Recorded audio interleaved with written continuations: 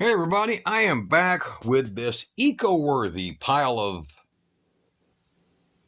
Alright, so I told my kid wouldn't cuss. Alright, this parts, pile of parts. Now, this is up and working, strangely enough, and we found the problem, and it's eco-worthy. So the brand itself is the problem.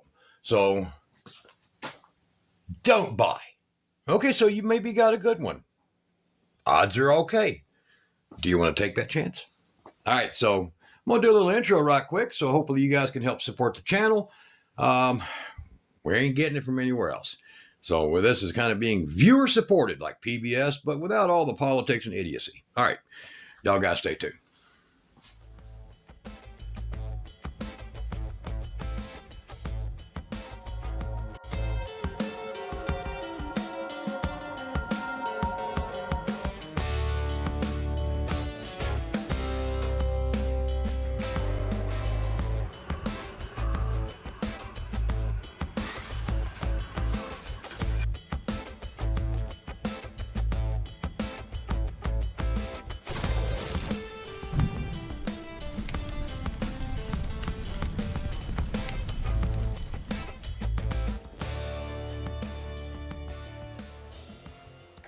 All right, now, back to this little game plan.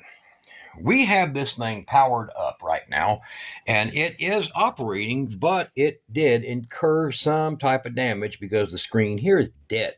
But let me get over here, and I'm going to show you this, that if you didn't see this in a previous video, there's a reason, because it was dead. So look at the video right up here. Boom. Go look at that video if you want to see more about what the problem was. It's a lot of problems. This is a kit that they sell for $600 to $800, depends, and it's not great. I did do a little test on this. I pushed in 53 amps and it shut down. So we're not going to call that a 60 amp. I'm going to call that a 50 amp. One more screw up for eco-worthy. Be careful what you wish for. You might get it if it's for bad products. So we're going to call eco-worthy horrible. All right, so this thing here is about as accurate as throwing darts from a half mile out. Not great. Now, as low wattage, it might be the issue, but we don't know. So we're going to go to what we found was the problem. This ain't going to shock a lot of you guys. Now, this thing, if you look in the previous video, there's a little link up there, you will find that trying to power this thing up, it went into immediate red light fault.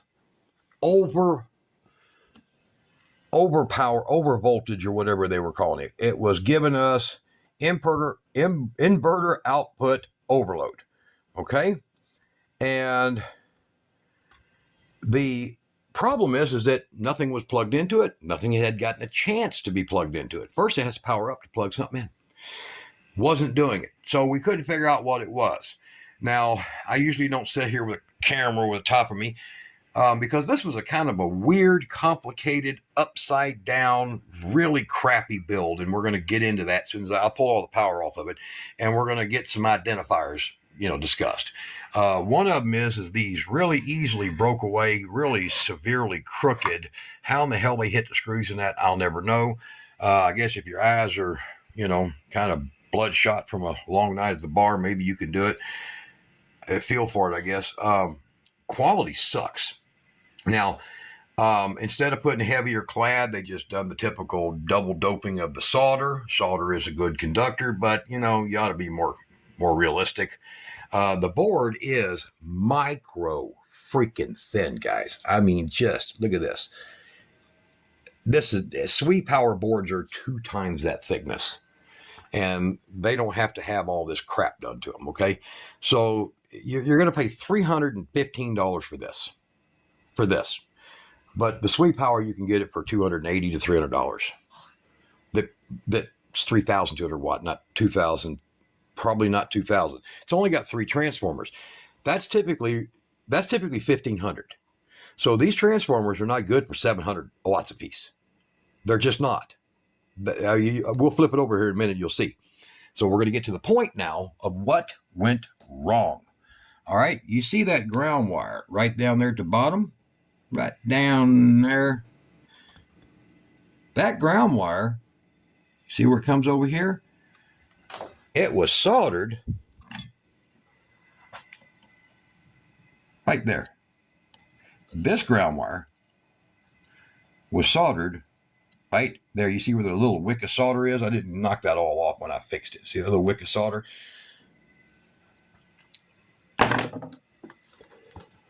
I don't know what kind of crackhead you got to be that dumb, but that's serious. That's serious. That's why this thing, when we turned it on, as you'll see in that video, go look at that previous video. There's a mess of crap wrong with this product. But this is brand new. This thing has just come out of the box. The boxes are still on the table, still sitting down here.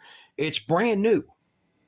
And it got powered up safe. It got checked safe, everything. But it never fired up and stayed running, as you'll see in that previous video. That's why I recommend the SwePower inverters. That's why I do it. And I put y'all a link under that video for this one. I finally found the link to it. So if y'all want to go check that bolt go out, just a freaking beast of a battery. So, all right, now we're going to go do this. I'm going to show you wattage pull over here. This is a, I don't know, 195 watt heater. It's a little my heat. It's running. Here's a power cable going back to here. See? And it's running. You can hear that. Hear it? All right. Now, over here, it's pulling what it should be pulling. About 183, look, 183. So they call it 195 watt. It's not. There it is. Pulling 185 watts.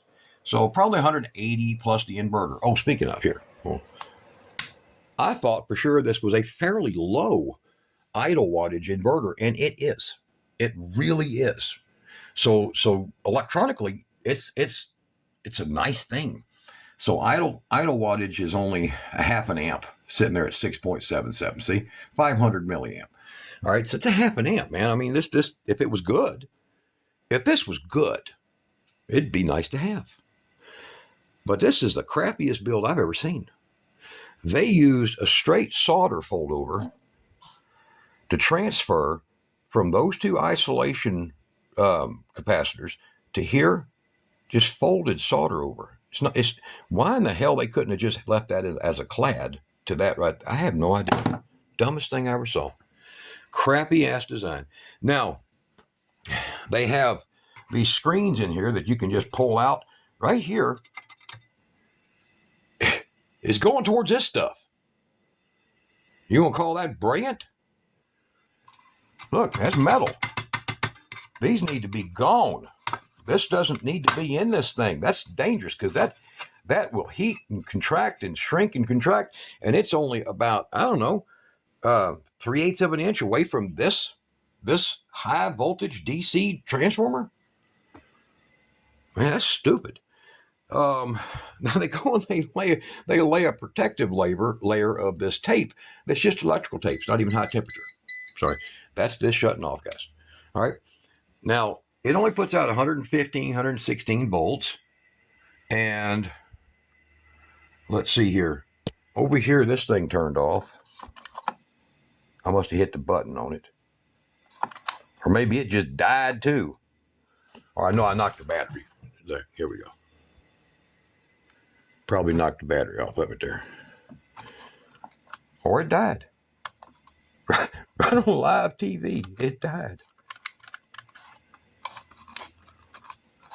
Wouldn't that be something? Right there in front of your face? Nope, there it goes. That was weird. It wasn't loose, see? It's clamped on there nice. There we go. It's another eco-worthy, not worthy thing. All right, so we're going to look over here. We're going to see that it's putting out 60 hertz, 115.10 volts. Now, that's fairly accurate. I'll get back over here. I'm going to turn this on. A little 190 watt, 180 watt, whatever. And there's your 180 watts, whatever, plus your inverter's power usage. Okay, over here it's showing 84 watts, 0.82 amps. Don't get no better than that either. So I doubled up the cables on this because these are 14 gauge jumpers and they would handle it. And we plugged in another one and it didn't do any better. It only actually showed it going up to 137 watts. So it was pulling 380. Not accurate. Now, whatever damage that ground wire being attached like that, that's what killed this thing. That killed this. I can't figure anything else it has, but here's the ground wire totally loose. Everything working fine. This inverter does not have anything securing these heat sinks. This heat sink, both heat sinks. Won't you look? You see this? See that MOSFET right up in there? This heat sink is simply connected to 1, 2, 3, 4, 5, 6, 7, 8, 9, 10, 11, 12 to the backs of 12 MOSFETs. Here. Both of them. This one's connected to 6 diodes. Both of them. That's all they're doing. The board is put down with some screws. There's just a few, like 5 total. That's it, or whatever. What do we got here? 1, 2, 3, 4, 5. And crooked ass screws to beat. So this is how they built this. And that's why we got the result we got. Was that right down there. Now I'm going to put it and flip it, turn. I'm going to take all the power off, flip it over. We're going to take a look inside. All right, now it's flipped over. And I want to show you the crappiest install I've ever seen of some components. I want you to look at this here transformer. Here, let me give you a side picture there. That transformer is jacked up, if you're a metric guy, about 4 millimeters, 5 millimeters. If you're a regular US guy, about 3/16 of an inch on one side. Improperly installed. The other thing is this, watch. That on both sides. That is how that heat sink is mounted.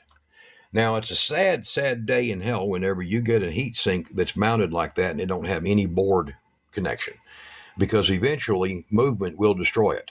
Now, it does have these screw holes in the back where screws go through and they go into here, okay? But the problem is they even have these things oblonged. Why would they have that oblonged? Wouldn't you want that secured? Well, it don't help a lot to do that, to do these like that with that, because this moves and contracts and moves. This does. They all do. When you're connecting these like that, you should put this to the board, just like this. This one in here. This one has a solid. Go look at the video. I'll put a video link. Look at the end of the videos. There'll be a favorites. It'll be to the Sweet Power. So go look at that. It's going to show you it's got a massive heat sink, even a whole aluminum frame underneath the board, both sides, all the way around. This whole internals, and it's like 3/16 thick, and it's fixed. So when you put your board in, and those FETs are put in there, the whole board, you can't pull that out of there with a pry bar. Okay. This one here, I could do it with a toothpick. Not cool. The other thing is this claims to have a 4,000 watt peak. It's only got 180 amps of fusing. It'll never do it. This typically right here, if you look at this, you're looking at a capability of about 1,600 watts. That's about it. These are about 550 watts a piece. So, 2,000 watt, not going to do it. It's just not. And all the weight is in this frame. The outer body is pretty stout, pretty thick. This big piece right here is kind of like what's in that Sweet Power with them going up on both sides. It's all solid, all one big molded piece. This one here is cobbled together stuff. Now, one of the things is we found was that, I got it flipped now. That wire, see, you see where I pulled it off there? I should clip that excess solder off down there. So there's excess. So I had to move that wire from here. This wire was soldered straight to the frickin' hot, and it was going straight to the board right there. Now you wonder why it was going overload? Moron install. So when they built this thing, it never saw power once. No testing. Not even, they didn't even do, they have a little plug-in thing to make sure all their wiring is right. They didn't even use it. It would have plugged in and said, bolt.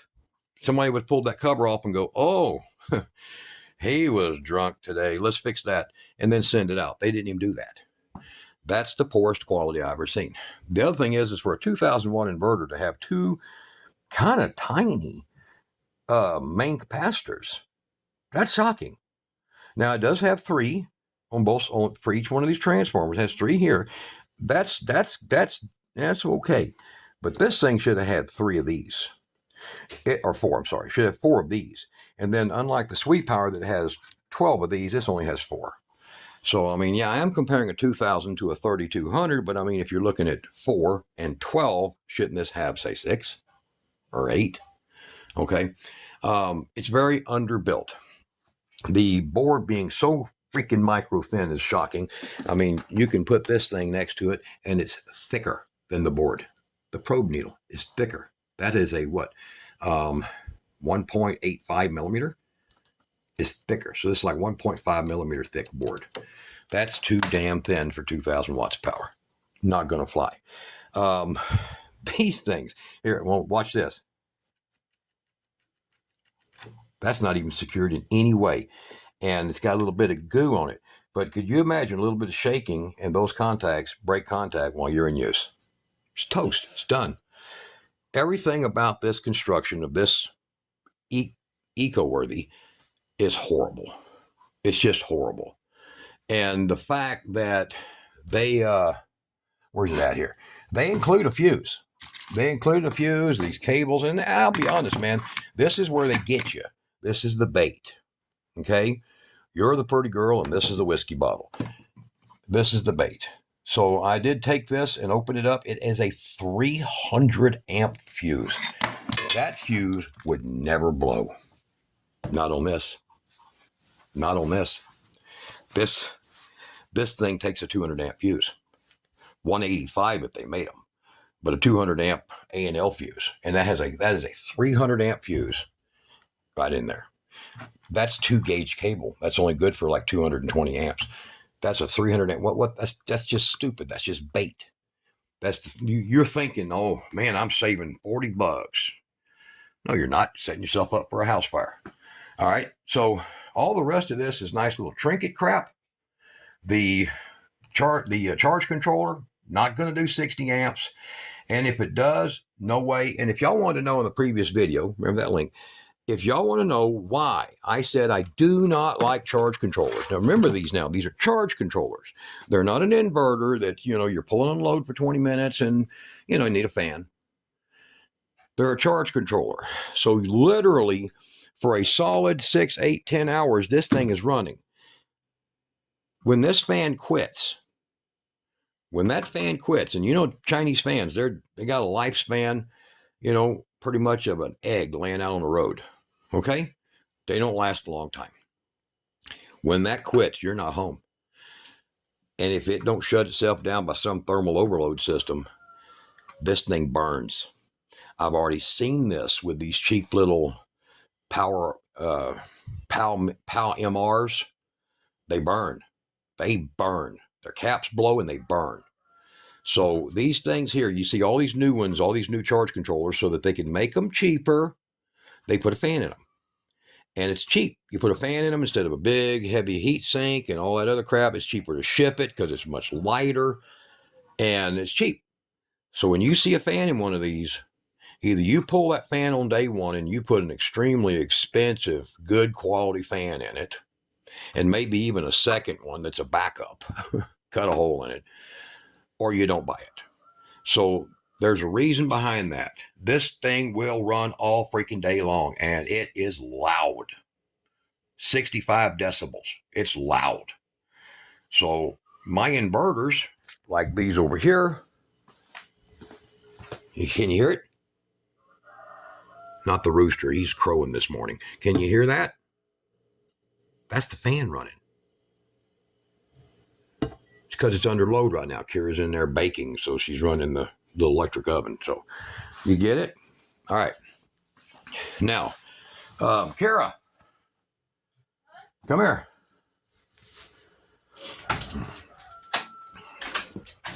So, you see, Kira is baking. She's baking. So that's why you hear that. Now that's a Sweet Power. The fan's super quiet. But I'll show them how crappy this thing's built. Yeah. Yeah, I heard you thing about the fan. Did you imagine your entire life destroyed over one stupid fan after your house burns down? Right. Now, an inverter works a little different, and it only runs that fan on demand, and it does have two. But if you buy charge controllers, guys, that have fans in them, man, I feel bad for you. You need to buy the ones that have the nice heat sinks. I mean, even the cheap ones have good heat sinks. But this thing here, those heat sinks, same thing, see?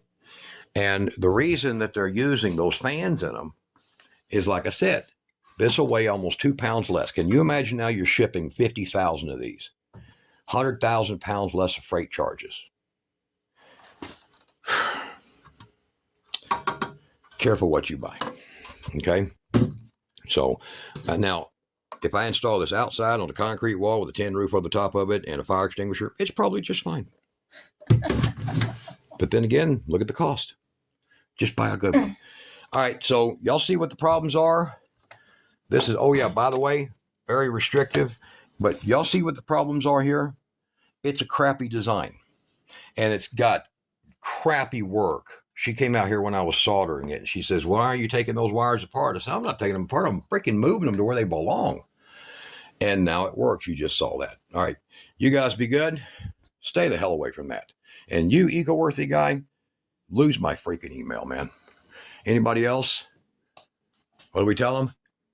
Y'all be good. Just and like stay safe. Just like Kira. Well, she's in there baking bread this morning. All right.